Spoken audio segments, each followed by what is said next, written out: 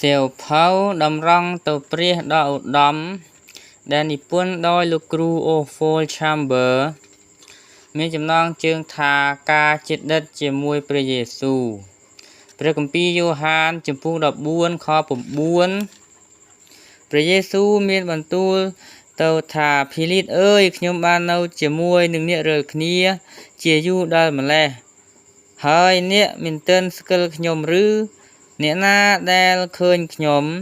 នោះក៏បានឃើញព្រះបិតាដែលចោះធ្វើដូចម្ដេចបានជាអ្នកថាសូមបង្ហាញឲ្យឃើញព្រះបិតាផងដូច្នេះនៅពេលនេះព្រះយេស៊ូវមិនរិះគន់លោកភីលីតទេព្រះអង្គក៏មិនឆ្ងល់ដែលពីព្រោះទ្រង់កំពុងតែដឹកនាំលោកឲ្យចូលមកប្រកបជិតស្និទ្ធជាមួយនឹងទ្រង់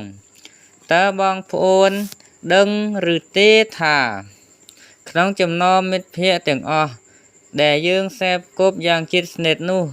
គឺព្រះយេស៊ូវនៅលំដាប់ចុងក្រោយបង្អស់ក្នុងគ្រាមុនបុណ្យថ្ងៃទី50សាវកស្គាល់ព្រះយេស៊ូវថាជាព្រះអង្គដែលប្រទានអំណាចដើម្បីអាចដេញអារក្សនិងបណ្ដាលឲ្យកើតមានការផុសផុលនៃព្រះវិញ្ញាណបរិសុទ្ធព្រះគម្ពីរលូកាចំពុះ10ខ18ដល់20ពួកគេធ្លាប់មានទំនាក់ទំនងជាមួយព្រះអង្គយ៉ាងល្អប្រសើរតែទំនាក់ទំនងដ៏ស្និទ្ធស្នាលកាន់តែជិតស្និទ្ធ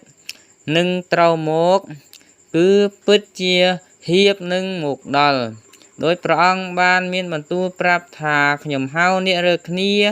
ថាជាសម្លាញ់វិញព្រះគម្ពីរយ៉ូហានចំពុះ15ខ15នេះគឺមិត្តភាពដ៏ពិតហើយក៏កម្រមាននៅលើផែនដីគឺថាមានគំនិតតែមួយចិត្តតែមួយនិងវិញ្ញាណតែមួយ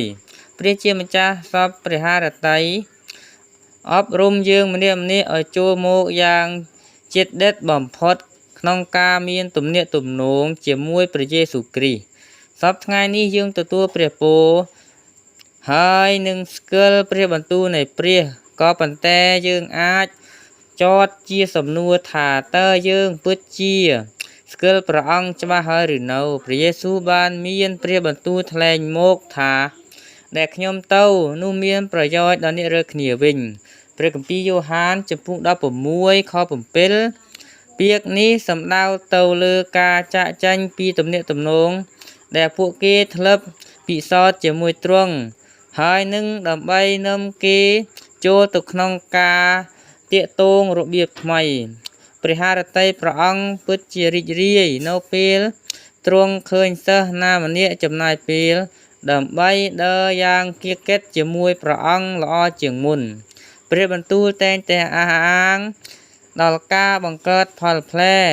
ថាជាភស្តុតាងបង្ហាញពីភាពជិតស្និទ្ធជាមួយព្រះយេស៊ូវគ្រីស្ទព្រះគម្ពីរយ៉ូហានចំពុះ15ខ1ដល់4កាលណាយើងមានភាពស្និទ្ធស្នាលយ៉ាងខ្ជាប់ខ្ជួនជាមួយព្រះយេស៊ូវហើយគឺយើងលែងមានភាពឯកោហើយយើងក៏មិនត្រូវការឲ្យមានអ្នកណាម្នាក់ផ្សេងមកអាណិតអាសូរយើងដែលជាងនេះទៅទៀត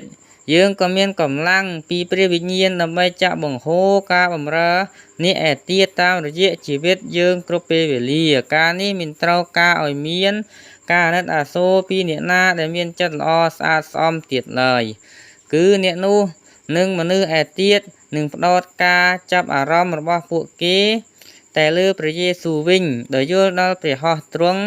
ដែលធ្វើការក្នុងជីវិតគេវិញពីព្រោះពួកគេយល់ច្បាស់ថាមិនឃើញមានអ្វីអាចរារាំងទ្រង់បានឡើយនេះក៏ព្រោះតែទ្រង់បានធ្វើឲ្យអ្នកនោះស្កប់ចិត្តយ៉ាងបរិបូរណ៍ហើយជីវិតរបស់អ្នកបែបនេះនឹងទាញនាំចិត្តគំនិតរបស់ពួកគេទៅឯព្រះយេស៊ូវដោយសារគេបានទទួលសម្បញ្ញៈដ៏ថ្លៃថ្លាដែលព្រះអង្គម្ចាស់បានប្រទានឲ្យបងប្អូនដែលជិតស្និទ្ធជាមួយព្រះអង្គ